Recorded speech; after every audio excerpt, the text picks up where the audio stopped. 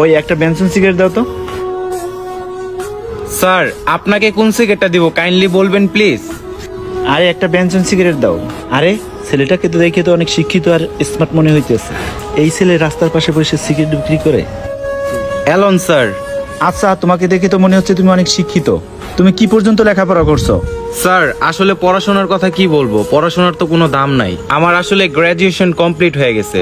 আচ্ছা, বুঝতেছি না, তুমি গ্রাজুয়েশন কমপ্লিট করে তুমি রাস্তায় সিগারেট বিক্রি করতেছো? তুমি যে লেভেল পর্যন্ত পড়াশোনা করছো, তোমার তো ভালো একটা লেভেলের চাকরি হওয়ার কথা ছিল।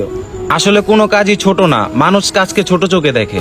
স্যার আমি যদি একটা চাকরি করতে যাই তাহলে আমার অনেক টাকা প্রয়োজন, আর এতগুলা টাকা দিয়ে তো আমার পক্ষে চাকরি নেওয়া সম্ভব না স্যার।